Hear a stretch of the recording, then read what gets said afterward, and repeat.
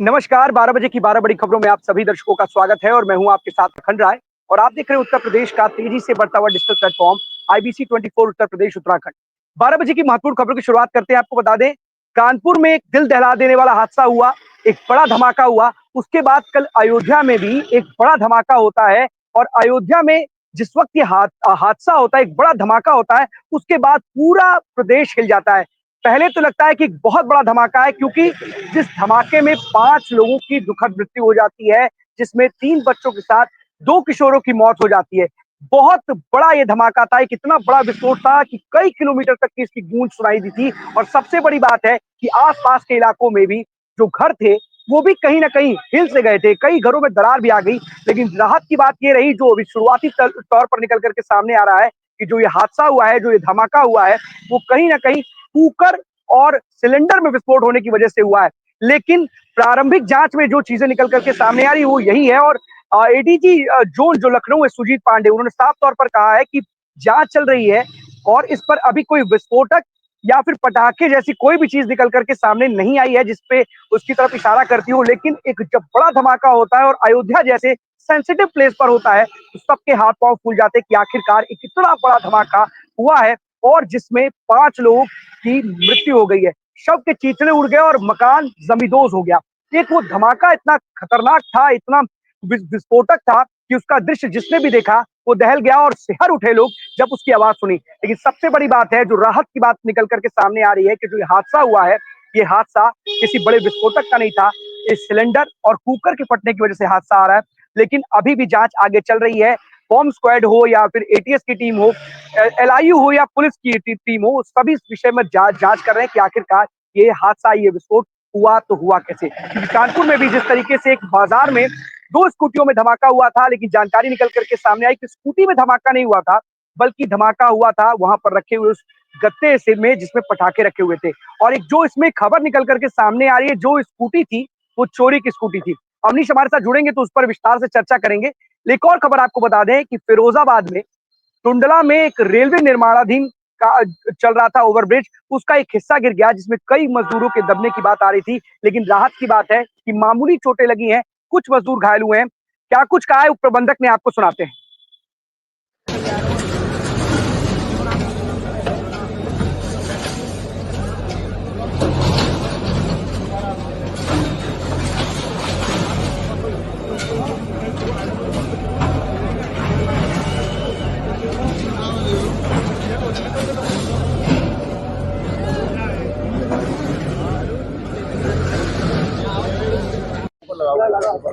कितना ही गिरना है।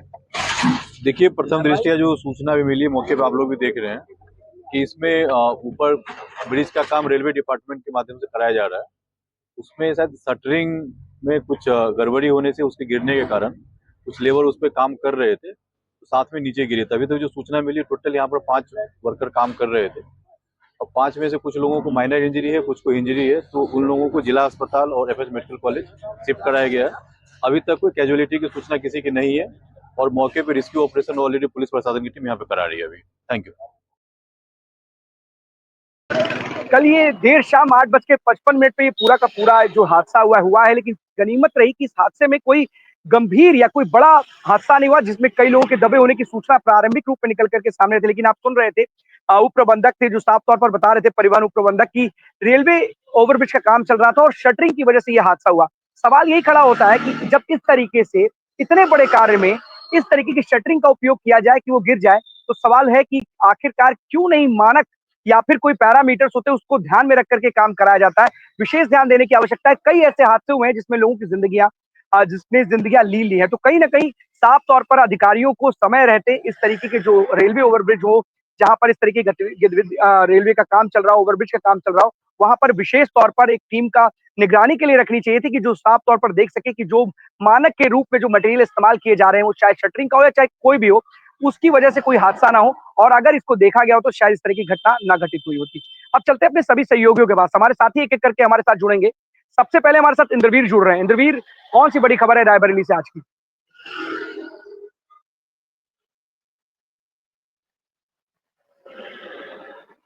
इंद्रवीर अनम्यूट कर लीजिए।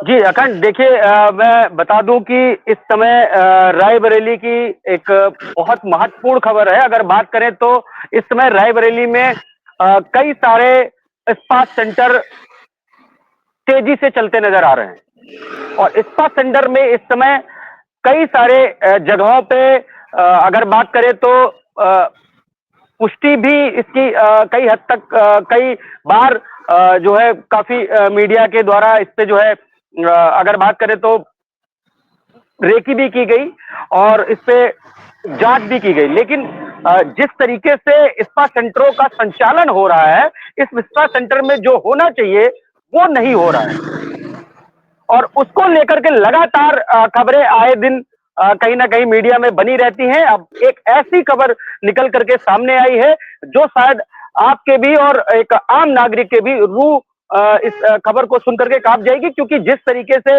अब इसमें छात्रों की संलिप्तता देखी जा रही है।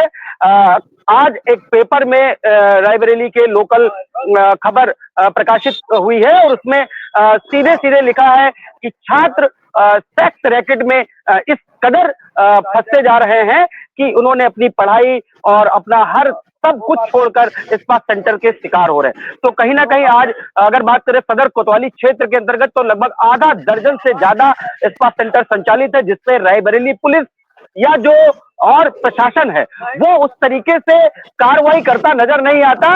एक उसका रीजन है कि सीधे सीधे सिर्फ और सिर्फ कहीं ना कहीं जो संचालक है वो साठ गांठ करके इन स्पा सेंटरों को चलाने का काम करते हैं। तो इससे कहीं ना कहीं ये बहुत बड़ा रैकेट दिखाई दे रहा है। इसको आईबीसी 24 क्लियर या कंफर्म नहीं करता है, लेकिन जिस तरीके से स्पा सेंटरों को लेकर के अफवाहें या और चीजें सामने आती हैं, कहीं ना कहीं इस पे पुलिस को भी और जो और प्रशासन है रायबरेली का प्रशासनिक अमला, उनको ध्यान देने की जरूरत है और उस तरीके से स्पा सेंटरों को लेकर के एक जो स्पा सेंटरों में वाकई में होता है उसको लेकर के किया जाए। लेकिन हर समय ऐसी खबरें निकल के आती है कि स्पा सेंटरों में धांधले गर्दी तमाम तरीके के रैकेट चलते नजर आ रहे हैं। उसको लेकर के आज एक खबर प्रकाशित हुई कि उसमें कहीं ना कहीं आने वाले समय में अब छात्रों की भी संलिप्तता पाई जा रही है और छात्रों की संलिप्तता ऐसे कि परिवार वालों के बयान भी हैं और अगर बात करें तो स्कूल जा रहे हैं, कोचिंग जा रहे हैं, वहां नहीं जा रहे हैं, ऐसी संलिप्तता में पाए जा रहे हैं। ये बहुत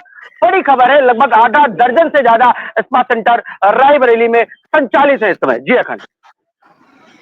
बिल्कुल इंद्रवीर, देखिए सवाल खड़े होते हैं और बिल्कुल आपने इस शुरुआत में कहा और हम भी इस बात को कहते हैं कि हम इसकी पुष्टि नहीं करते हैं, लेकिन इतना जरूर है कि जिस तरीके से स्पा सेंटर की आड़ में जो दूसरा गोरख धंधा चलता है वो किसी से छिपा हुआ नहीं है, इसलिए हम इसे धड़ल्ले से कहते हुए नजर आ रहे हैं। क्योंकि जिस तरीके से स्पा सेंटर में जो नए नव युवक हैं, जो छात्र हैं, उनको शिकार बनाया जा रहा है और वो वहां पर पहुंचते हैं और उनके परिवार की गवाही को वहां पर उनसे लिया जाता है और कई जगह जो स्पा सेंटर ब्लैकमेलिंग का अड्डा भी बन गया है। तो इसमें कोई गुरेज नहीं है कि प्रशासन को ऐसे स्पा सेंटर के खिलाफ कड़ी कार्रवाई करनी चाहिए और समय रहते अभियान चला करके ऐसे जितने भी स्पा सेंटर शहर में संचालित हो रहे हैं उनके खिलाफ विशेष अभियान चला करके समय समय पर उनमें जांच पड़ताल करनी चाहिए कि क्या स्पा सेंटर सारे नियमों को पालन कर रहा है या फिर लखनऊ में भी ऐसी कई जगहों पर इस तरह की घटनाएं सामने आई कि विदेशी जो लड़कियां है वो स्पा सेंटर में आती हैं, चाहे वो थाईलैंड से हो या फिर कहीं और जगहों से। साफ तौर पर इसकी आड़ में दूसरे काम हो रहे होते हैं और जिसकी वजह से ना सिर्फ शहर की जो आबो हवा है किस तरीके से के साथ भी खिलवाड़ हो रहा है, इस पर विशेष ध्यान देना चाहिए। क्योंकि हमारा भविष्य, बच्चे जो है, नवयुवक है, जो युवा है, वो हमारे देश का निर्माण करते हैं, भविष्य का निर्माण करते हैं। अगर इस तरीके की चीजों में वो इन्वॉल्व हो जाएंगे तो कहीं सवाल खड़े होंगे। लेकिन सवाल इंद्रवीर ये है कि खास केंद्रों का संचालन हो रहा है बड़ी तादाद में, बड़े पैमाने पर, तो क्या इससे कोई नहीं है, कोई अभियान समय समय रहते चलाती है या फिर मर्जी से चलते चले मनमानी करते हैं?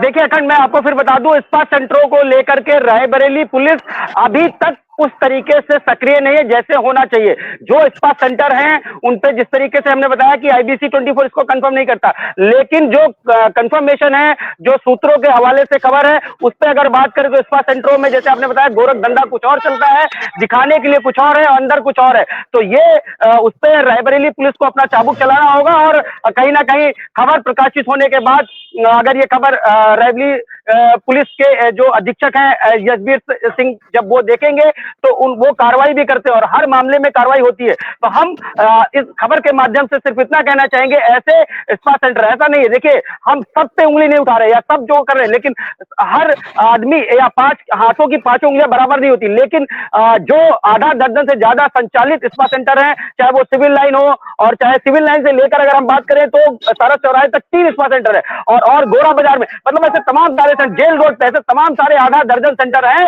जो स्पा सेंटर कुछ और ही करते नजर आ रहे हैं। उसमें सबसे बड़ा अहम खबर यह है, IBC 24 को दिखाने का मकसद यह है कि इसमें छात्रों की संलिप्तता अब ज्यादातर देखी जा रही, भविष्य उनका किसी और दूसरी तरफ जा रहा है। हमारे साथ बात करने के लिए हम बात भी करेंगे कि हमारे साथ बात करने के लिए सामाजिक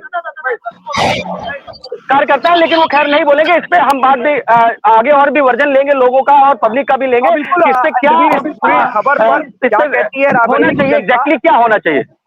बिल्कुल, इस खबर पर क्या कहती है रायबरेली की जनता, क्या कहते हैं अभिभावक, जरूर इसको दिखाना चाहिए, क्योंकि देखिए एक तरीके से जिस तरीके से इसकी आड़ में दूसरी चीजें चल रही हैं वो कहीं ना कहीं नौनिहालों का, किशोरों का भविष्य खतरे में डाल रही है और खराब कर रही है। तो कहीं ना कहीं रायबरेली पुलिस को भी इस पर एक्शन जरूर लेना चाहिए। बहुत बहुत धन्यवाद आपका तमाम जानकारी। अवनीश हमारे साथ जुड़ गए हैं। अवनीश, एक हादसा हुआ कानपुर में और उस हादसे के बाद सबके हाथ पांव फूल गए थे, क्योंकि बड़ी घटना कानपुर के एक बड़े तंग गली वाले बाजार में हुई थी, जहां पर पटाखों की वजह से एक बड़ा विस्फोट हुआ था। गनीमत रही कि इसमें बहुत ज्यादा कोई ट्रेजेडी नहीं हुई, कोई बहुत ज्यादा नुकसान नहीं हुआ, लेकिन जिस तरीके से इसने पूरे प्रदेश के में अधिकारियों के हाथ पांव फुला दिए, एजेंसीज को आना पड़ा, लगना पड़ा, कहीं ना कहीं इशारा करता था। अब उसमें एक खबर आ रही है कि जो स्कूटी में जिस जगह पर ये विस्फोट हुआ वो स्कूटी चोरी की थी। क्या है पूरा मामला, जरा हमारे दर्शकों को बताइए। देखिए, अखंड आपको बता दें कि एक विदेशी हैंडल से जो है एक जो है खबर प्रकाशित की गई, जिसमें बताया गया कि जो कानपुर का धमाका हुआ उसमें लगभग 8 लोगों की मौत हो गई है। जिसके बाद में जो है जो इस विदेशी हैंडल पर जब खबर प्रसारित की गई उसके बाद में ATS और NIA सब जो है पूरी टीम जो है लग गई, और उसके बाद में जब जानकारी की गई, निकाला, उसके बाद में जब CCTV निकाला गया तो CCTV में साफ तौर पर आया है कि एक स्कूटी जो है 2 लड़के आए हैं, वो स्कूटी में आकर के यहाँ पर स्कूटी खड़ी की है। उसके बाद में वहां से मौके से चले गए। लगभग 10 मिनट बाद जो है एक धमाका हुआ है, और धमाके के बाद में जो है कहीं ना कहीं जो है पूरी जो हालात है, हम लोग जो है IBC 24 लगातार जो है उससे कवरेज कर रहा है, दिखा चुका है किस तरीके से जो वहां पर लगभग 8 लोग जो है वो घायल हुए थे और 4 लोगों की हालत फिलहाल जो है नाजुक भी बताई जा रही थी। लेकिन फिलहाल CCTV के बाद में जो ATS है, जो NIA है, वो पूरी जांच कर रहा है, पड़ताल कर रहा है कि स्कूटी किसकी थी और किस जो 2 लड़के जो उसमें दिखे हैं वो 2 लड़के कौन थे, इसको लेकर के जो है अभी छानबीन जारी है। अवनीश, क्या ये कोई सच में कोई संदिग्ध स्थिति थी? क्योंकि देखिए इस तरीके से छड़ी होना, उसके बाद के पास धमाका होना,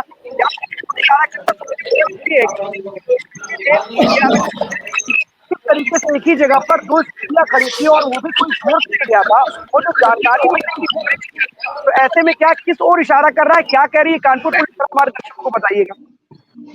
देखिए अखंड, जहां पर ये धमाका हुआ है लगभग 100 कुंटल के जो है मात्रा में जो है पटाखे पकड़े गए हैं। तो एक अगर देखा जाए, अगर ये साजिश के रूप में अगर कहीं ना कहीं अगर ये लिया जाए, तो अगर इस जगह पर ये बड़ा धमाका अगर हो जाता है, एक बड़ी क्षति हो सकती थी, क्योंकि 100 कुंटल पटाखा आप समझ सकते हैं कितना बड़ा विस्फोटक जो है एक जगह जो है जहां पर, क्योंकि सभी को लगभग कानपुर का कहा जाए तो आसपास सभी को पता रहता है कि मिस्री बाजार जहां पर है वहां पर छोटे छोटे जितने भी दुकानदार हैं, बड़े दुकानदार हैं, वो एक बड़ा जो है भंडारण छोटे छोटे रूप में जरूर करते हैं, और वो भंडारण छोटा छोटा होकर के बहुत बड़ी स्थिति में हो जाता है। तो वो लगभग जो ये फुटेज निकल करके सामने आया उसके बीच में जो लगातार जांचें की जा रही है, और जांचों के आधार पर जो है अभी आने वाले समय, क्योंकि पुलिस अभी कोई भी बयान नहीं दे रही है, आने वाले समय में जो है जब बयान आएगा तो हम उसको साफ कर पाएंगे, क्योंकि अपनी तरफ से हम IBC 24 अपनी तरफ से कोई ऐसी बात नहीं कहेगा जिससे कोई माहौल खराब हो। कोई पुलिस साफ तौर पर कह रही है किसी भी तरीके से कोई माहौल खराब करने का काम ना करे, क्योंकि जिस तरीके से बाहर के हैंडल से एक माहौल खराब करने का काम किया गया उस पर भी जो है पुलिस निगरानी रखे हुए है। अखंड,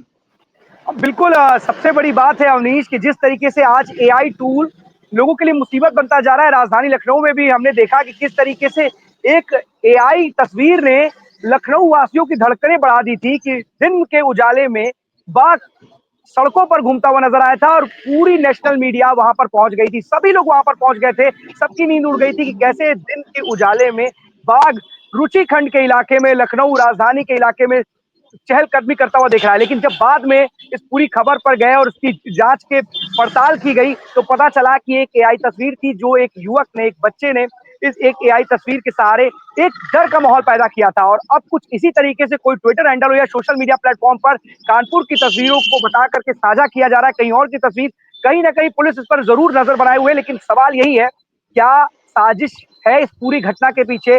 क्यों एक साथ दो स्कूटी वहां पर मिली थी और जैसी जानकारी मिल रही है कि वो स्कूटी भी चोरी की थी, तो इसके पीछे कौन सी असली वजह है?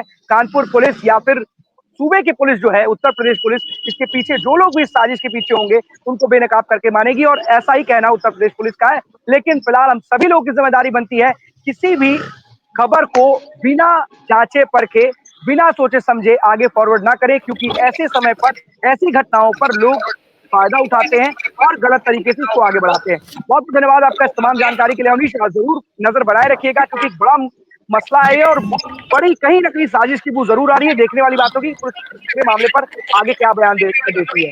अजय हमारे साथ जुड़ रहे हैं। अजय, कौन सी बड़ी खबर है? बिल्कुल अखंड, मैं आपको बता देना चाहता हूँ बिजनौर का एक मामला है जहां पर नूरपुर थाना क्षेत्र पड़ता है। अखंड जी, किसी का म्यूट माइक नहीं है तो आवाज क्लियर नहीं आ रही है। बताइए अजय, बताइए, म्यूट हो गया। हाँ बिल्कुल, मैं आपको बता दूं अखंड जी, मामला पूरा ये है कि बिजनौर के एक पेट्रोल पंप पे, नूरपुर क्षेत्र में गुप्ता पेट्रोल पंप पड़ता है, वहां कल एक वीडियो वायरल हुई और वीडियो में दिखाया गया कि वहां पे एक कर्मचारी था जो कि पेट्रोल दे रहा था और उसके साथ मारपीट की गई। आपको बता दूं, नफीस नाम के जो व्यक्ति थे जिन्होंने मारपीट की है, पवन नाम का व्यक्ति था वहां जो कर्मचारी था, उसके साथ मारपीट हुई। यह पूरा मामला एक तेल डालने को और हेलमेट ना पहनने को, जो कि सरकार लगातार कह रही है कि हेलमेट पहन के आइए, तो आपको, इस बारे में हम कई बार चर्चा भी कर चुके हैं, तो हेलमेट पहन के आइए और हेलमेट पहन के आइए तो आपको पेट्रोल मिलेगा, तो ये अपनी सुरक्षा के लिए ही है। तो वो नियम का पालन कर रहा था, जो भी कर्मचारी था उसने ये कहा कि आप हेलमेट पहन के आइए, तो उस पर एक आरोप लगा दिया गया कि आपने तेल कम दिया है और उससे गाली गलौज करने लगे और उसके साथ मारपीट करने लगे। अब सीधी सी बात यह है कि पेट्रोल कर्मचारियों के ऊपर, ये समझ लीजिए कि अगर जनता को पेट्रोल नहीं दे रहा है पेट्रोल कर्मचारी, और एक सरकार की तरफ से, प्रशासन की तरफ से एक नियम ये लागू किया गया है कि हेलमेट पहन के आइए आपको पेट्रोल मिलेगा, तो उनके लिए भी एक मुसीबत हो गई है। अगर पेट्रोल नहीं दे रहे हैं और भीड़ में कई सारे लोग इकट्ठे हो जा रहे हैं तो उनके साथ बदतमीजी कर रहे हैं। अब ऐसा ही एक मामला नूरपुर थाना क्षेत्र का आया जहां पर हेलमेट पहन के नहीं आया था और पेट्रोल, उसमें आरोप लगा दिया कि आपके खिलाफ आपने पेट्रोल कम दिया है, जो कि डिजिटल मीटर होता है, साफ दिखता है वहां पर कि कितना पेट्रोल आ रहा है और कितना नहीं आ रहा है, सब चीजें अब डिजिटल मीटर पे दिखती है। तो इस बात को लेकर वहां पर मारपीट हुई जो कि सीसीटीवी में कैद हुआ और वो वायरल हुआ। उसके बाद पुलिस एक्शन में आई और नूरपुर थाना पुलिस ने नफीस नाम के व्यक्ति को, और जो उन्होंने अपने घर से लोगों को बुलाया था, उसमें से एक व्यक्ति को गिरफ्तार कर लिया है। और जो पवन, जिसको मारा गया है, उसकी हालत इतनी गंभीर हो गई कि उसको अस्पताल में भेजा गया है, उसका इलाज अस्पताल में चल रहा है। और आप इस मामले, पूरे मामले पर एक्शन लिया है और गुप्ता पेट्रोल पंप का ये मामला था। फिलहाल कई सारे आरोपी जो हैं वो फरार चल रहे हैं, वो अभी गिरफ्तार नहीं हुए हैं। पर सवाल यह है अखंड कि अगर पेट्रोल पंप पर सीधी सीधी बात ये कही गई है, अपनी सुरक्षा के लिए आपको हेलमेट पहन के जाना है और हेलमेट पहन के आप जाएंगे तो आपको पेट्रोल मिलेगा, तो इसमें बुरा क्या है? जब सरकार भी चाह रही है और प्रशासन भी चाह रहा है, तो अब आपकी सुरक्षा है, परंतु जनता इस बात को नहीं समझ रही है और इस पे मारपीट पे उतारू हो जा रही है। अखंड, सबसे बड़ी दिक्कत है अजय कि लोगों को अपनी जान की फिक्र खुद है ही नहीं और यहाँ की सरकार और प्रशासन आपको जान की फिक्र के लिए आपको बार बार जागरूक करने के लिए अभियान चलाता है, आपके ऊपर चालान की कार्रवाई करता है, फिर उसके बाद भी आप नहीं मानते तो पेट्रोल पंप पे बोला जाता है कि जो भी व्यक्ति बिना हेलमेट के पहुंचे उनको पेट्रोल ना दिया जाए। उसके बाद लोग घटतौली की शिकायत करके वहां के कर्मचारियों के साथ मारपीट करते हैं। इससे भी आगे बढ़ते हुए लोग रिवॉल्वर निकाल करके रिवॉल्वर रानी बन जाते हैं, सोशल मीडिया पर वायरल होता है, उसके बाद उनके साथ देने के लिए तमाम राजनीतिक दल उनके साथ खड़े हो जाते हैं। तो ऐसी तस्वीरें समाज में किस तरीके का रवैया अपनाते हैं लोग, वो साफ तौर पर दर्शाती हैं कि जो सरकार आपकी जिंदगी के लिए, आपकी जिंदगी बच जाए इसके लिए अभियान चला रही है, इसके लिए आपको जागरूक कर रही है, समय समय पर आप लोगों के लिए नए नए अभियान, रोड शो चलाती है, कई बार चालान के रूप में आपको डराने का काम करती है कि चालान से शायद आप बच जाएंगे। अगर आप चालान भी नहीं भरने से आपको नहीं डर लगता है तो फिर उसके बाद आपको कि जिस पेट्रोल पंप पे आप पेट्रोल डलाने वहां पेट्रोल नहीं मिलेगा तो पता चल रहा है आपकी टोले की शिकायत है कि उसके साथ ही मारपीट कर ले रहे हैं, उसी के सीने पर बंदूक तान दे रहे हैं, उसकी जिंदगी और मौत का सवाल बन जा रहा है, उसके परिवार के लिए जिंदगी और मौत का सवाल बन जा रहा है। आखिरकार पुलिस को ऐसे ही अपराधी हैं, इनको पेट्रोल नहीं मिलना था तो गाड़ी खड़ी कर देते, कुछ ना कुछ जरूर विकल्प लगाते हैं, लेकिन इस तरीके से एक कर्मचारी के साथ मारपीट कर रहे हैं, ये अपने आप में गलत है। और पुलिस को ऐसे शरारती तत्व, आपराधिक छवि के लोगों को जरूर जेल भेज देना चाहिए सलाखों के पीछे। बिल्कुल बिल्कुल अखंड, मैं आपको बता दूं, एक अपराधी तो उसमें पकड़ा गया है, उसको अपराधी कहा जाएगा, क्योंकि पेट्रोल पंप पे सीसीटीवी लगा ही रहता है, सामने से सबको दिखता है कि भाई यहाँ कैमरा लगा हुआ है। उसके बाद भी आप अपने घर से लोगों को बुलाते हैं और कर्मचारी के साथ मारपीट करते हैं। सबसे बड़ा सवाल ये भी है अखंड कि कुछ पेट्रोल पंप अब भी ऐसे हैं जो बिना हेलमेट के भी पेट्रोल दे रहे हैं। वो तो खुद बढ़ावा दे रहे हैं ना, साफ साफ आप लिख दे रहे हैं कि बिना हेलमेट के पेट्रोल नहीं देंगे। उसके बाद भी मैं भी आपको खुद की बात बता रहा हूं कि मैं हेलमेट लगाकर और एक पेट्रोल पंप पे मैं खुद गया पेट्रोल लेने, वहां मेरे 4 आगे जो लोग खड़े थे उन्होंने हेलमेट नहीं लगा रखा था और फोन पे भी बात कर रहे थे। तो मैंने बल्कि पेट्रोल पंप मालिक से ये भी कहा, वहां के जो कर्मचारी थे उनसे ये भी कहा कि भैया आप जो है नियम सरकार ने इस तरह से कह रखा है और प्रशासन भी लगातार यहाँ नहीं खड़ी रहेगी। प्रशासन ने आपको एक नियम कह दिया है कि आपको बिना हेलमेट के पेट्रोल नहीं देना है और आप उसके बाद भी दे रहे हैं। तो उन्होंने सीधी सीधी बात यही कही कि भैया देखिए, आप हमारी मजबूरी समझिए, अगर हम नहीं देंगे ये 10 लोगों को बुलाएंगे और हमारे साथ मारपीट करेंगे, क्योंकि कुछ दबंग लोग होते हैं, कुछ लड़के ऐसे हो जाते हैं, युवा युवा भी ऐसे बिगड़ रहे हैं कि 10-20 लड़के इकट्ठे होकर आएंगे और फिर मारपीट करने लगेंगे। और अगर हम नहीं, तो यहाँ इसका पेट्रोल पंप से विकल्प हट तो अजय जाएंगे। ये भी हो सकता है ना, कि अगर ये भी विकल्प हो सकता है अजय ना, कि सीसीटीवी कैमरे लगे होते हैं पेट्रोल पंप पर, और जितने भी युवा इस तरीके से बिना हेलमेट के पेट्रोल लेने जाते हैं, तो उन सीसीटीवी के जरिए वो पुलिस कंट्रोल रूम में कनेक्ट हो और जो भी लोग वहां पहुंचते हैं उनका चालान कटे। क्यों नहीं कर सकते हैं? ये भी तो एक पहल हो सकती है। क्या आखिरकार पेट्रोल पंप कर्मचारी हैं, आपको सीधा नियम बनाना चाहिए और ऐसा नियम बनाए, इतना मजबूत और कड़क बनाए कि उसका पालन करना इनकी मजबूरी बन जाए।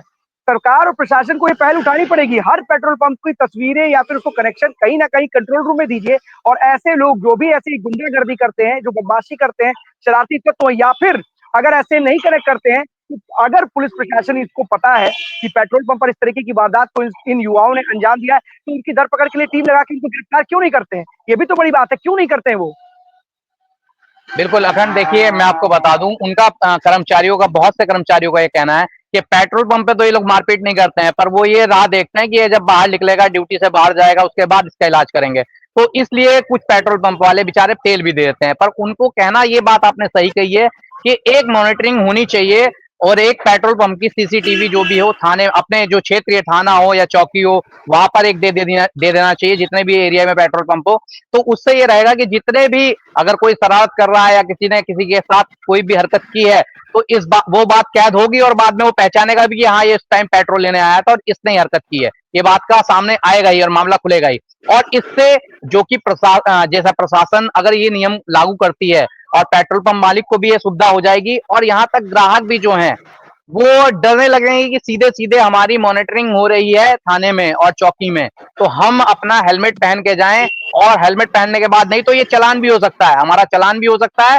और दूसरी बात, जिस तरह से अब जगह जगह सीसीटीवी लगाए गए हैं, जगह जगह लगाए जाते हैं, तो वहां पर आदमी हेलमेट पहन के जाता है, वरना अन्यथा अपना हेलमेट सीधे बाइक के ऊपर या कहीं शीशे में फंसा देता है, तो ये भी क्या है गलत ना, करता है या बांध देता है।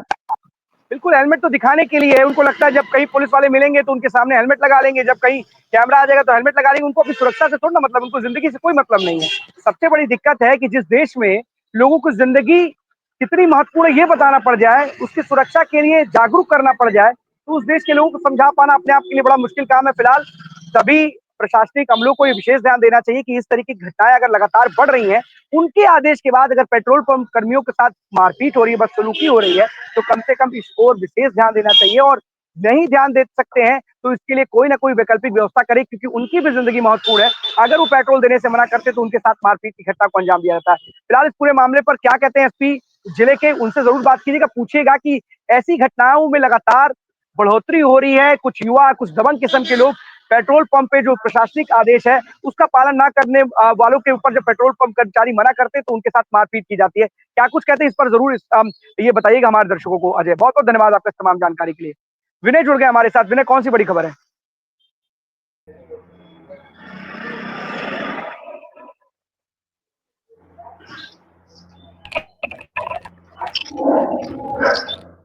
आवाज आ रही है आपको? जी आवाज आ रही, कट कर रही है आवाज। बताइए कौन सी बड़ी खबर है? देखिए कि अखंड जी बताना चाहूंगा, फिलहाल में समझता हड़कंप मच गया जब निर्माणाधीन ओवरब्रिज ब्रिज की शटरें टूटकर गिर गई, जिसमें 1.5 दर्जन मजदूर दबकर घायल हो गए। घायलों को रेस्क्यू कर उपचार के लिए भेजा, जिसमें 2 लोगों की हालत गंभीर बताई जा रही है। डीएम और एसपी मौके पर पहुंचे थे, घटनास्थल लगा दिया। हाल पहलू से जांच की जा रही है कि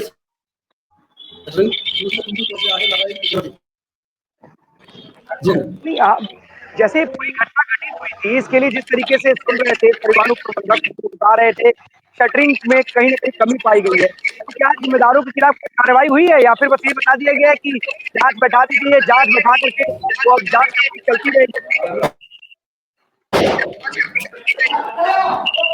उसका भी जांच चल रही है कि आखिर शटरिंग कैसे टूटी, किन लोगों की, किन अधिकारियों की कमी थी, कैसे शटरिंग टूटी। जी किसी के ऊपर कोई कार्रवाई की गई? ठेकेदार के ऊपर ठेकेदारी थी, उसके ऊपर कार्रवाई की? अभी अभी किसी के ऊपर कार्रवाई नहीं की है, जांच चल रही है। जी ठीक है, बिल्कुल जांच चल रही है और ये जांच 1 महीने चलेगी, 1 साल चलेगी, 10 साल चलेगी। जांच में किसी को आता है, कब तक वो जांच करे और जांच चले। जिंदगी इतनी ज्यादा महत्वपूर्ण है, इस घटना के बाद समझ में आता है। ठीक है, ये मानव गलती हो सकती है, मानवीय भूल हो सकती है, जो काम कर रहे थे कर्मचारी उनकी भूल हो सकती है, कभी कभी उनका ओवर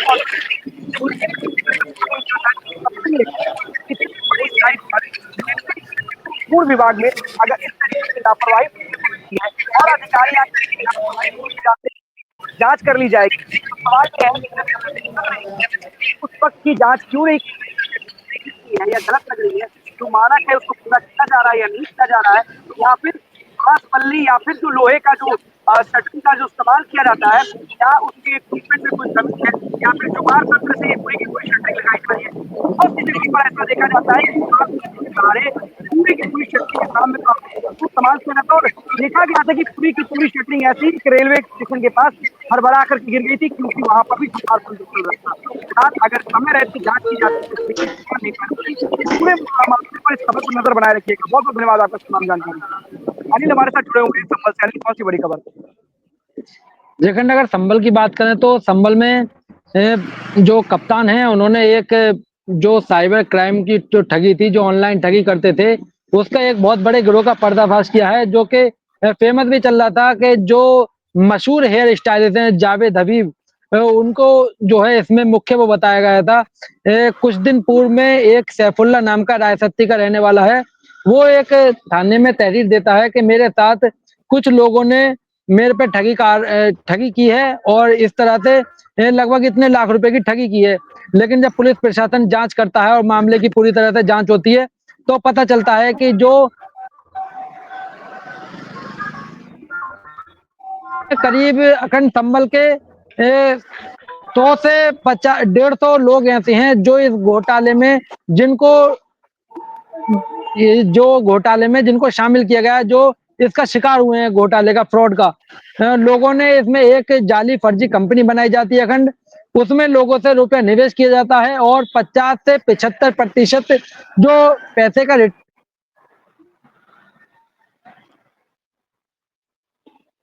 रिटर्न हो जाएगा और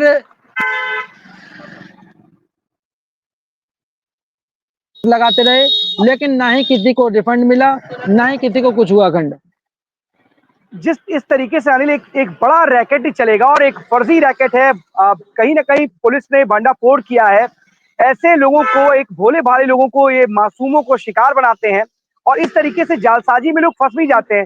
आखिरकार लगातार अभियान चलाया जाता है, लोगों को जागरूक किया जाता है, लेकिन उसके बावजूद भी लोग इस तरीके से किसी के बहकावे में आ जाते हैं और अपनी गाड़ी कमाई लोगों को देकर के चले जाते हैं। लगातार बहुत सारी घटनाएं घटित हो रही हैं, लेकिन इसके जो मुख्य आरोपी हैं या फिर कहें कि जो सूत्रधार है, क्या वो संभल का ही रहने वाला है अनिल, या फिर बाहर कहीं और से पूरा का पूरा गिरोह संचालित किया जा रहा है? जी अखंड, ये रहने वाले तो संभल के हैं, लेकिन जब पुलिस को अपनी जान से पता चला तो ये दुबई और फॉरेन कंट्री से जो पूरा रैकेट था इसको संचालित किया जाता था। जो इसमें जावेद हबीब हैं, वो मशहूर हेयर स्टाइलिस्ट हैं, एक कोल्ड स्टोर का है और एक बिल्डिंग को ये ऑफिस बनाते हैं। उस ऑफिस में एक ब्रांच खोलते हैं एक कंपनी के नाम से। वहां पर लोगों को जो है इकट्ठा किया जाता है और समय प्रचार किया जाता है कि हमारे साथ जुड़िए, हमारे साथ इतने रुपए का निवेश करिए, हम आपको जो है अच्छा मुनाफा कमा कर देंगे। और जब लोगों का रुपया वापस नहीं आता, लोगों से हमारी बातचीत हुई थी तो उन्होंने बताया था कि 1-2 महीने बाद लगभग 20-25 हजार रुपए आए थे। उसके बाद आज 2-2.5 साल निकल गए, लेकिन अभी तक एक भी रुपए वापस नहीं आया। और अखंड एक चीज और देखने वाली है कि लगभग बहुत सारी लड़कियां ऐसी हैं जिन लोगों ने घर के अपने रुपए लगाए थे और उन लड़कियों की शादी होनी थी और उस चीज से वो वंचित रह गई, लड़कियों की शादी तक नहीं हो पाई। वो जो है अभी तक ऐसे ही है और लोग इस चीज के इंतजार में है कि कब हमारा रुपया हमको मिले और हम अपनी बहन की या जो घर में है उनकी शादी कर सकें। हाँ बिल्कुल, कितना आसान है उन लोगों के लिए इस तरीके से मासूम लोगों को अपना शिकार बनाना। ये साफ तौर पर देखा जा रहा है कि कोई कोई फर्जी कंपनी बना करके कहीं ऑफिस खोल करके इस तरीके से लोगों की गाढ़ी कमाई को लूट लेते हैं। किसी की शादी का पैसा है, किसी की बच्ची की पढ़ाई का पैसा है, किसी के अस्पताल का पैसा है, कोई परेशान है। लोग सोचते हैं कि किस तरीके से अपने पैसे को निवेश करके हम मुनाफा कमाएं या फिर कहीं उससे लाभ अर्जित करें। लेकिन लोगों को सॉफ्ट टारगेट होते हैं वो लोग जो साफ तौर पर बिना कुछ काम के ही सोचते हैं कि मेरा कुछ पैसा आ जाएगा और बहुत आसानी से इन लोगों को मूर्ख बनाया जाता है और इस उनके जाल में ऐसे लोग फंस जाते हैं। ये बड़ी कार्रवाई है पुलिस की और ऐसे तमाम जो लोग काम कर रहे हैं, चाहे वो गिरोह बाहर से चल रहा है, इसके जो सक्रिय सदस्य हैं, ये सूत्रधार हैं, अगर वो बाहर से संचालित हो रहे हैं तो कम से कम पुलिस को उन लोगों को भी गिरफ्तार करना चाहिए, कैसे भी करना चाहिए, क्योंकि ये भोली भाली जनता को अपना शिकार बनाते हैं, ठगते हैं और ठगने के साथ साथ उनकी बहुत बहुत धन्यवाद इस तमाम जानकारी के लिए। लेकिन एक और बात कर लेंगे अनिल आपसे, क्योंकि एक बड़ी तस्वीर वायरल हुई है संभल से ही अनिल, कि किस तरीके से वहां पर दो जोड़ी एसपी की और डीएम की जो जोड़ी है वो अपने आप में बेमिसाल है, क्योंकि ये गाने पर थिरकते हुए नजर आए थे। तो ये बड़ा सोशल मीडिया पर वायरल है कि तेरे जैसा यार कहाँ कहाँ ऐसा यार आना, इसको लेकर के भी चीजें आई थी। तो कहीं ना कहीं डीएम और एसपी की जो ये पूरी की पूरी जो तस्वीर है इस वक्त कहीं ना कहीं सोशल मीडिया पर सुर्खियां बटोर रही है और संभल के एसपी और डीएम दोनों ही अपने आप में बेहद महत्वपूर्ण और शानदार इंसान इसलिए कहे जाएंगे क्योंकि उन्होंने अपराधियों को ना सिर्फ अपराधियों को सलाखों के पीछे भेजा है, बल्कि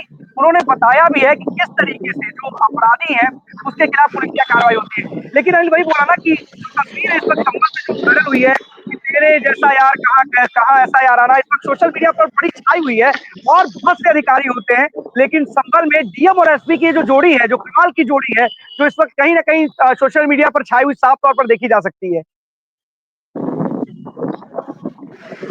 जी अखंड, अगर बात करें तो जो संभल के डीएम हैं राजेंद्र पैसिया और जो हमारे कप्तान हैं कृष्ण कुमार बिश्नोई हैं, दोनों एक ही राज्य से आते हैं और दोनों का भाईचारा इस तरह चलता है, चाहे तो वो कोई क्राइम हो चाहे वो कोई अतिक्रमण को लेकर हो, दोनों की जोड़ी इस तरह चलती है जैसे मानो जय और वीरू की जोड़ी हो। तो जस्सी जो कल की महोत्सव होता है उसमें जस्सी गिल आते हैं और तरह तरह के सेलिब्रिटी आते हैं, ये जो कि 12-13 तारीख तक चलेगा प्रोग्राम। इसमें और भी बहुत सारे गायक सिंगर हर तरह के सेलिब्रिटी, जहां तक ए आर रहमान भी यहाँ पर आ चुके हैं, कैलाश खेर भी आ चुके हैं यहाँ पर। वो आए और जस्सी गिल ने गाना गाया कि तेरे जैसा यार कहाँ।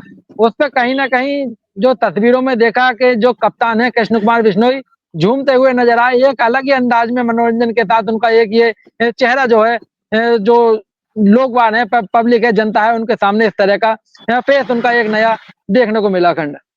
बिल्कुल अनिल, क्योंकि देखिए जब अधिकारियों की, वो भी जिले के कप्तान और डीएम की, जब इस तरीके की तस्वीरें आती है ना तो अपने आप में बड़ी अलग अनोखी तस्वीर आती है। और बिल्कुल आपने एक सही संज्ञा दी है, जय और वीरू की दी है। तो कहीं ना कहीं ये जोड़ी जो है वो बेमिसाल है और संभल में अपराधियों के ऊपर कहर बन करके टूटी है और कहीं ना कहीं इस दोनों जोड़ियों को, इस जोड़ी को देख करके लोगों के मन में एक काफी उत्साह भी है। शायद यही कारण है कि संभल जिले के जो डीएम और कप्तान है, ये जो छोटी सी क्लिप है दोनों की गलबैया करते हुए और हाथों में हाथ डाल करके बात करते हुए, इस गाने पर कहीं ना कहीं इस वक्त सोशल मीडिया पर छाई हुई है और हर जगह इस दोनों जो ये जोड़ी है, चाहे वो डीएम और एसपी की, कहीं ना कहीं एक सुर्खियां बटोरती हुई नजर आ रही है। बहुत बहुत धन्यवाद आपका तमाम जानकारी के लिए अनिल। अभिषेक हमारे साथ जुड़े हुए हैं भदोही से। अभिषेक, कौन सी बड़ी खबर है?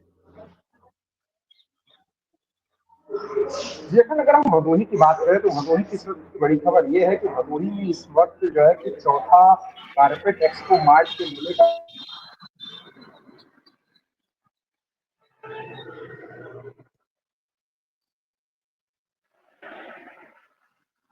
अभिषेक कारपेट एक्सपो जो चल रहा है इस वक्त भदोही में, उसको लेकर के बता रहे थे कि क्योंकि देखिए सबसे बड़ी बात है कि बहुत बड़ा कहीं ना कहीं कालीन के लिए एक बहुत बड़ा एक्सपोजर का जगह है और इसमें बहुत बड़ी तादाद में जो एक्सपोर्टर्स हैं वो आते हैं और कई बड़ी देशों से वहां पर लोग इकट्ठा होते हैं और कहीं ना कहीं जो कालीन है जो भारत के भदोही में बनती है उसको कहीं ना कहीं उसकी क्वालिटी को लेकर के बातचीत की जाती है। अभिषेक फिर से जुड़ गया, अभिषेक बताइए।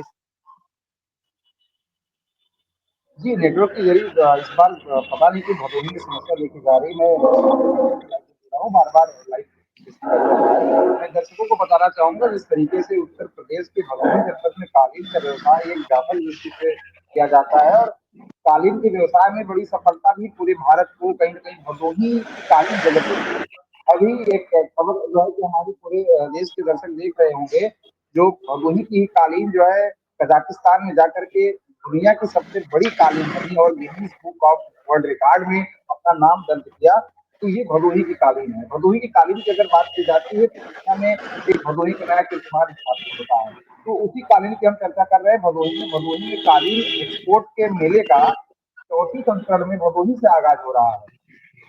इस भदोही में कालीन का जो मेला है, इस मेले की मुख्य अतिथि के रूप में सूबे के मुख्यमंत्री योगी आदित्यनाथ शिरकत करने 11 अक्टूबर को 10 बजे पहुंचेंगे और इससे कहीं न कहीं जो कारपेट में अमेरिका द्वारा जो टैरिफ लगाया गया था, टैरिफ लगाने के बाद एक बड़ा आयोजन भदोही में देखा जा रहा है, जो कालीन निर्यातक लगातार विराट चल रहे थे, सरकार के साथ अपनी सामंजस्य रख रहे थे और जाकर के सरकार से अपनी बात भी रखी।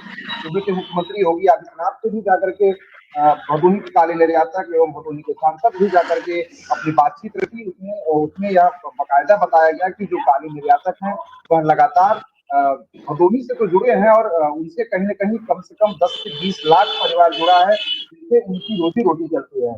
तो अगर कालीन के व्यवसाय पे कहीं भी थोड़ा भी आग पहुँचती है, तो कहीं न कहीं जो मज़दूर हैं, जो कालीन से जुड़े हुए निचले तबके के लोग हैं, उन पर भी बड़ा असर देखने को मिलेगा और इससे कहीं न कहीं भुखमरी और बेरोज़गारी की तादाद देखने को मिलेगी। तो इस बार का यह जो है कि कारपेट एक्सपो मार्ट में मेले का आयोजन लगभग 67 देशों से बायर आ रहे हैं और लगभग समझिए कि बायरों की संख्या अभी जो सीईपीसी के सीईओ हैं, उनका कहना है कि लगभग 350 से लेकर के 400 बायर के आने की उम्मीद बताई जा रही है। लगभग 40 बायर मात्र अमेरिका से आ रहे हैं। जिस तरीके से अमेरिका ने टैरिफ में बढ़ोतरी की है, उसके बावजूद भी वहाँ के बायर भारत आ रहे हैं और कालीन को देखने के लिए भदोही आ रहे हैं। तो ये बड़ा जो है कि बड़ा कालीन जगत के लिए खबर है कि अमेरिका जैसे देश से अमेरिका देश जो है कि 50% जो है कि टैरिफ लगाया कालीन पर, वहां से भी बाहर आ रहे हैं। तो कहीं न कहीं बड़ा खबर रहेगा। तो इसकी निगाहें कहीं न कहीं पूरे देश की निगाहें रहेंगी कि भदोही के कालीन के इस मेले में आखिरकार फेरबदल देखने को मिल सकता है क्या? अब बिल्कुल विश्व में विश्व पटल पर जिस तरीके से भदोही की कालीन ने एक अलग छाप छोड़ी है, तो साफ तौर पर जो ये एक्सपो हो रहा है उसमें साफ तौर पर दिखाई देगा कि किस तरीके से दुनिया को जो विश्वास है भारत के भदोही में बनी हुई कालीनों पर, वो कहीं ना कहीं दर्शाता है कि जिस तरीके से पूरे विश्व में भदोही एक ऐसा जिला बनकर के उभरा है जहां पर कालीन बड़े व्यापक रूप में बनकर तैयार होती है और विश्व या कहते हैं विश्व पटल पर अपनी एक अलग छाप छोड़ती है। और सबसे बड़ी बात जो अभिषेक ने बताई वो ये बताई है कि उस देश से भी लोग आ रहे हैं जिसने इस पर बहुत ज्यादा टैरिफ लगाने का काम किया है। अमेरिका ने 50% टैरिफ की बात की है, जिसके बाद कहीं ना कहीं इस पर एक बहुत बड़ा असर देखा जा रहा था। लेकिन अभिषेक बता रहे हैं कि अमेरिका से भी तमाम जो व्यापारी हैं वो यहाँ आएंगे और भदोही की जो कारपेट है उस पर कहीं ना कहीं उस पर विचार करेंगे, उसको देखेंगे, क्योंकि बहुत बड़ा मार्केट अमेरिका भी है भदोही के लिए, इंडिया के लिए। लेकिन सबसे बड़ी बात है कि जब से टैरिफ की बात आई है कहीं ना कहीं कमर टूटने की बात कही जा रही है उन तमाम व्यवसायियों हुए हैं, उन कामगारों के लिए, उन कारीगरों के लिए। सरकार ने क्या इसको लेकर के कोई कदम उठाया है? क्योंकि एक्सपो कल से शुरू होने जा रहा है अभिषेक, वहां पर बड़ी तादाद में तमाम देशों से वहां पर लोग पहुंचेंगे और सबसे बड़ी बात है क्या उस कारपेट जगत के लिए जो कारपेट से जुड़े हुए कारोबारी हैं, व्यवसायी हैं या फिर जो मजदूर हैं, इसको लेकर के क्या कोई विशेष ऐलान की भी संभावना जताई जा रही है? क्या कोई ऐसी कोई घोषणा की जा सकती है? क्योंकि कल ये एक्सपो शुरू हो रहा है, तो क्या कोई विशेष ऐलान किया जा सकता है? ऐसी कोई जानकारी मिल रही है? जी, अखंड अगर जानकारी की बात की जाए तो जिस तरीके से सूबे के मुख्यमंत्री योगी आदित्यनाथ आ रहे हैं और कहीं न कहीं बुनकरों को लेकर के भी वह जो है सजग रहते हैं। इसके पहले जब 23 जून को भदोही में जब उनका कार्यक्रम लगा था, तो भदोही में आने के उपरांत उन्होंने कई सौगात भदोही को दिया, जैसे कि भदोही में विश्वविद्यालय और भदोही मेडिकल कॉलेज और बुनकरों के लिए भी एक स्पेशल जो है कि व्यवस्था की बात की थी। हो सकता है कि इस दौरे पर कहीं न कहीं बुनकरों के लिए एक विशेष जो है कि यह दौरा रहे और खासतौर से जो निर्यातक लगातार नाखुश नजर आ रहे हैं सरकार से, उसमें भी कहीं न कहीं बड़ा बदलाव देखने को मिल सकता है और जो निर्यात में घटौती देखी गई 2 से 3 महीने में लगातार मजदूरों की छटैया देखी गई और बेरोजगारी की जो तादाद बढ़ती रही, उससे कहीं न कहीं मुख्यमंत्री के पास भी यह संदेश पहुंचा है क्योंकि उनके उनके प्रदेश में एक भदोही ऐसा जिला है जो कालीन के व्यवसाय में एक बड़ा जनपद माना जाता है। जैसे कि कालीन के क्षेत्र में आजमगढ़ और आगरा, मिर्जापुर तमाम ऐसे जिले हैं, लेकिन भदोही एक ऐसा मात्र जिला है उत्तर प्रदेश का जिसकी कालीन की अगर बुनाई की बात की जाए तो 80% हिस्सा जो है कि कालीन का भदोही संभाला हुआ है। और भदोही एक कालीन का ऐसा व्यवसाय है जो प्राचीन व्यवसाय माना जाता है, वस्त्र उद्योग के अंतर्गत आता है। तो कहीं न कहीं इसमें अब यह देखा जाएगा कि मुख्यमंत्री के साथ एमएसएमई के कौन मिनिस्टर आते हैं और इस पर क्या प्रतिक्रिया देते हैं, किस तरीके से सब्सिडी देते हैं, जो कालीन पर 50% टैरिफ लगाई गई है, उसमें क्या सरकार अपनी कुछ सब्सिडी देती है या कुछ बढ़ावा देती है कि नहीं। हम निर्यातकों के साथ हैं, कालीन का व्यवसाय रुकना नहीं चाहिए। कहीं न कहीं इस व्यवसाय से पूरी आर्थिक जगत जुड़ी हुई है, भदोही की विकास जुड़ी हुई है और कहीं न कहीं देश की विकास जुड़ी है। जो कालीन निर्यातक है वह कहीं न कहीं बड़े टैक्स पेयर भी माने जाते हैं और जीएसटी का भी उनका एक बड़ा जो है कि बैलेंस देखा जाता है। तो इससे कहीं न कहीं यह जो है कि आशंका जरूर जताई जा रही है कि मुख्यमंत्री अगर आ रहे हैं तो कुछ न कुछ एक बुनकरों के लिए बड़ा कुछ न कुछ संदेश देखने को मिलेगा। जी अखंड। बिल्कुल क्योंकि बहुत लाखों प्रतिभा के साथ साथ लाखों परिवारों की बात है यहाँ पर, तो ऐसी कोई जरूर ऐलान या फिर ऐसी कोई घोषणा की उम्मीद की जा सकती है। सरकार देखने वाली बात होगी इस पर क्या निर्णय लेती है, लेकिन अभी तमाम तरह के कयास लगाए जा रहे हैं, तमाम तरह के कयास लगाए जा रहे हैं कि भारत और अमेरिका के बीच जो वार्ता है वो कहीं ना कहीं आगे बढ़ेगी और जो टैरिफ है इस पर कहीं ना कहीं अमेरिका जो है वो भारत को राहत जरूर दे सकता है। फिलहाल देखने वाली बात होगी कि अमेरिका भारत को राहत देता है या फिर भारत स्वदेशी अपनाने की जो तकनीक है या जो बातें हैं उसको लेकर के, क्योंकि देश के प्रधानमंत्री भी इस बात को कर रहे हैं किस तरीके से देश के गृह बिल्कुल अगर मंत्री हम ने सोहो प्लेटफॉर्म पर आकर के एक संदेश दिया है कि उन्होंने भारतीय तकनीक को अपनाने का काम किया और उन्होंने स्विच कर दिया है। तो कहीं ना कहीं अब स्वदेशी चीज को लेकर के भी भारत आगे बढ़ता हुआ नजर आ रहा है। क्या कहना चाह रहे हैं अभिषेक, जी, बताइए। अखंड जी, मैं जरा दर्शकों को और एक और ब्रीफ करना चाहूंगा। जिस तरीके से कालीन के व्यवसाय में अगर चर्चा की जाती है तो ज्यादातर जो कालीन का व्यवसाय है वो अमेरिका से जुड़ा हुआ है। तो हम अगर अमेरिका के साथ अगर इस सौदे से दूर हटते हैं तो कहीं ना कहीं कालीन पर बड़ा झटका देखने को मिलेगा। और खासतौर से टर्की जो है कि हमारा कालीन का सबसे बड़ा प्रतिद्वंदी देश माना जाता है। तो अगर व्यवसाय में कोई अड़चने आती हैं और व्यवसाय कहीं दूसरे देश में चला जाता है, वह व्यवसाय की प्रतिनिधित्व अगर दूसरा देश करने लगता है तो व्यवसाय में बड़े व्यवधान आ जाते हैं। फिर व्यवसाय को फिर से प्रारंभ करना, फिर उस पटल पर लाना एक गंभीर समस्या हो जाती है। और जिस तरीके से लगातार देश के प्रधानमंत्री भी सजग हैं और वह भी वार्ता करने के प्रयास कर रहे हैं अमेरिका से, और जो टैरिफ है टैरिफ पर कुछ न कुछ नई नियमावली आए और जो कालीन निर्यातक हैं, जो देश के कालीन निर्यातक हैं, उन पर कोई जो बोझ है वो बोझ हल्का हो सके, इसके लिए भी कई कवायद की जा रही हैं। जो दूसरे देशों जैसे कि यूके से भी वार्ता की जा रही है, यूके के रास्ते भी कुछ कालीन भेजे जा रहे हैं। लेकिन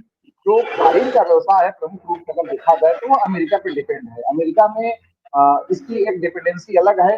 इसीलिए अमेरिका के जो राष्ट्रपति हैं डोनाल्ड ट्रंप, उनकी एक इस पर निगाहें थी और कहीं ना कहीं इस पर निशाना जो है कि भारत को उन्होंने साधा है, कालीन के व्यवसाय पे नहीं। तो उनकी एक मंशा अलग है। लेकिन जो कालीन निर्यातक है उनका भी कहना है, जो कालीन निर्यातक के पहले से विशेषज्ञ है उनका भी ये कहना है कि ये जो 50% टैरिफ लगाई गई है ज्यादा दिन तक टिकने वाली नहीं है। लेकिन फिलहाल जब तक ये है तब तक कहीं ना कहीं कालीन पर बड़ा प्रभाव देखने को मिल रहा है। और इस पर कहीं ना बिल्कुल कहीं अब सरकार अगर कुछ सब्सिडी अगर सब्सिडी देती है तो इस कालीन के व्यवसाय में जो कटौती देखी जा रही है वो कहीं ना कहीं कटौती को एक दूसरे पायने पर जो है कि पायने से देखा जाए तो ये कहीं ना कहीं दूसरे नजर से देखने को मिलेगा। और भदोही के जो ये कारपेट एक्सपो मार्ट मेले का आयोजन है, ये लगातार चौथी बार भदोही में हो रहा है। इस बार सूबे के मुख्यमंत्री अगर शिरकत करने आ रहे हैं तो इस बार कहीं ना कहीं बुनकरों के लिए एक अहम दिन रहेगा 11 अक्टूबर का। जी अखंड। बिल्कुल बहुत अहम होगा, न सिर्फ भदोही के लिए महत्वपूर्ण है, बल्कि पूरे देश के लिए भी महत्वपूर्ण है, उत्तर प्रदेश के लिए भी महत्वपूर्ण है, क्योंकि एक बात वहां पर निकल करके सामने आएगी। अब देखने और वाली बात बताना होगी कि क्या चाहूंगा, रात बनती है। हमारे अगर भदोही के दर्शक अगर जुड़े होंगे IBC 24 यूपी यूके से, तो एक बड़ी खबर देखने को मिली। जब उत्तर प्रदेश के मुख्यमंत्री का होने का आगाज हुआ भदोही में, तो जो कारपेट एक्सपो मार्ट के अगल बगल का क्षेत्र है, जैसे कि बेड़ा का वो दायरा कहा जाता है, बेड़ा के दायरे के जो भी अधीनस्थ अधिकारी हैं वह बिल्कुल रोडों पर देखना चालू हो गए। और जो रोड जो है कि 5 साल से गड्ढे में तब्दील थी, वह भी रोडों की अब चमकती हुई नई व्यवस्थाएं देखने को मिली। तो लेकिन ये सवाल उठता है कि जब सूबे का मुख्यमंत्री आता है या फिर देश के प्रधानमंत्री आते हैं, तभी अधिकारियों की नींद खुलती है। इसके पहले जब खबरें चलती, खबरों पर भी कोई प्रकाश नहीं देखा जाता है, जनता एप्लीकेशन देती उस पर भी नहीं कोई प्रकाश देखा जाता। लेकिन जब देश का मुख्यमंत्री या प्रधानमंत्री जनपद का दौरा करने आता है, तो अगल बगल के क्षेत्रों को सजाने का पूरा काम किया जाता है। जी अखिल। यही तो कारण है कि जो असल तस्वीर होती है, जो दिक्कतें होती है, वो दिखाई नहीं देती। कि मुख्यमंत्री जब आते हैं तो उनके सामने एक बड़ा नेता आता है, बड़े प्रधानमंत्री आते हैं, तो उनके आने से पहले वहाँ विकास की रफ्तार, विकास की गति, वहां पर सब कुछ नीट एंड क्लीन दिखाई देता है, साफ सुथरा हो जाता है। तो उन्हें लगता है कि सब कुछ साफ सुथरा है। और बिल्कुल सही बात है कि जो दिखाया जाएगा हम उसी को मान लेंगे। हमारी आंखें जो देखती हैं हम उसी पर विश्वास कर लेते हैं। जब प्रदेश के मुखिया आ रहे हैं और उनको गड्ढे में उनकी गाड़ी फंसेगी ही नहीं, उनकी गाड़ी आराम से निकल के चली जाएगी, तो उन्हें क्या पता कि यहाँ पर इतने वर्षों से, इतने दिनों से लोग झेल रहे हैं, परेशान हैं, घूम रहे हैं, हताश हैं, निराश हैं, उनकी कोई सुनने वाला नहीं है। लेकिन एक बार अगर मुख्यमंत्री आ जाए, प्रधानमंत्री आ जाए, या फिर कोई बड़ा अधिकारी आ जाए, उस विभाग से जुड़ा हुआ मंत्री आ जाए, तो उससे आने से पहले ही वहां की रोड बनकर के तैयार हो जाती है, या फिर वहां पर सुविधाएं, साफ सुथरी व्यवस्था, सब कुछ स्वच्छ हो जाता है। ये सबसे बड़ी बात कही जा रही है कि आखिरकार क्यों जिस तरीके से केवल और 11 केवल अक्टूबर को मुख्यमंत्री, प्रधानमंत्री के लिए ये व्यवस्था की जाती है? क्या आम जनमानस जो रोज इससे दो चार होता है, उसके लिए व्यवस्था क्यों नहीं की जाती है? संक्षेप में अपनी बात कहें अभिषेक, क्योंकि अब समय खत्म हो रहा है। जी अखंड जी, जो है कि सबसे बड़ी खबर ये भी रहेगी कि जिस तरीके से मुख्यमंत्री भदोही आएंगे, तो भदोही में ही एक भाजपा नेत्री की बेटी के साथ दुष्कर्म हुआ था। तो ये भी बड़ा सवाल उठेगा, कहीं ना कहीं भाजपा नेत्री की बेटी जब सुरक्षित नहीं है इस सरकार में, तो ये कहीं ना कहीं विपक्ष भी इस पर निशाना साधेगा। और सुनने में आ रहा है कि समाजवादी पार्टी की कुछ कार्यकर्ता मुख्यमंत्री के सामने भी अपनी प्रदर्शन करेंगे कि जिस तरीके से जीरो टॉलरेंस की नीति लगातार उत्तर प्रदेश सरकार, उन्हीं के कार्यकर्ता, उन्हीं के नेता आज के इस सरकार के कानून व्यवस्था से बिल्कुल लहजे से दूर हो रहे हैं। और जो गुंडा माफिया और जीरो टॉलरेंस पर सरकार काम करती, कहती है कि मैं माफियाओं को नहीं छोड़ता हूँ, माफियाओं को बंद देखता हूँ, लेकिन जिस तरीके से दुष्कर्म देखी गई भाजपा नेत्री की बेटी के साथ, वो एक बड़ा सवाल उठता है भदोही प्रशासन पर भी और ऐसी व्यवस्था पर भी। बिल्कुल अभिषेक, अब क्या कार्रवाई करती है पुलिस प्रशासन, क्या कार्रवाई करता है इस पूरे मामले पर, ये देखने वाली बात होगी। बहुत बहुत अगर धन्यवाद आपका कार्रवाई की तमाम बात की जानकारी। जाए, और सबसे बड़ी बात है कि कल एक रैली हुई, और रैली के बाद जिस तरीके का माहौल पूरे देश में देखने को मिला, कहीं ना कहीं जो खोई हुई साख थी बसपा की, उसे एक उम्मीद मिली है, उसे उसको एक उम्मीद जगी है कि किस तरीके से एक बड़ी तादाद, भारी संख्या में लोग राजधानी लखनऊ पहुंचे थे, उनके समर्थक पहुंचे थे, उनके कार्यकर्ता पहुंचे थे, और एक बड़ा रैला राजधानी लखनऊ की सड़कों पर साफ देखा जा सकता था। जिधर देखिए उधर उधर केवल कतारें नजर आ रही थी, सर नजर आ रहे थे, बड़ी बड़ी गाड़ियां, बसें, कई किलोमीटर का लंबा जाम था, क्योंकि कल बसपा की जो रैली हुई है उसने कई राजनीतिक दलों की नींद जरूर उड़ा दी है। कई बार ये सवाल खड़े होते थे कि बसपा अपनी साख नहीं बचा पाई है, उसके जो कार्यकर्ता है, उसके जो समर्थक हैं, वो किसी दूसरी पार्टी में शिफ्ट हो गए हैं। लेकिन कल जब ये रैली लखनऊ में हुई, जहां पर एक शक्ति प्रदर्शन के तौर पर बीएसपी ने इस पूरी रैली को कहीं ना कहीं आयोजित किया था, उस शक्ति प्रदर्शन का मैसेज साफ तौर पर देखा जा सकता है, क्योंकि बहुत बड़ी संख्या में उस मैदान में काशीराम स्थल पर उनके कार्यकर्ता पहुंचे थे, वो भी एक आवाज पर, क्योंकि एक बहुत बड़ी तादाद साफ तौर पर बीएसपी के जो कार्यकर्ता थे उन्होंने दिखाई है शक्ति प्रदर्शन, उन्होंने दिखाया, और उन्होंने बोला है कि 2007 को एक बार फिर से दोहराना है और 2027 में मायावती जी को एक बार फिर से मुख्यमंत्री बनाना है। इस तरीके के नारों से पूरा का पूरा काशीराम स्थल गूंजता हुआ दिखाई दे रहा था। और जिस तरीके की एक नई बहस छिड़ गई है कल के कार्यक्रम के बाद, कहीं कुछ लोग इसे बोल रहे हैं कि भीड़ जुटाने से ये तय नहीं होता कौन सत्ता में आएगा, भीड़ ये तय नहीं करती है कि क्या सत्ता इनके पास रहेगी या नहीं रहेगी। लेकिन इतना जरूर है, जिन लोगों ने भी बीएसपी को कमजोर आंका है या फिर सोचा है कि वो खत्म हो चुकी है, उनके लिए एक कड़ा संदेश है, एक बड़ा मैसेज है कि क्या सच में बीएसपी अभी भी ताकत रखती है उन लोगों का खेल बिगाड़ने का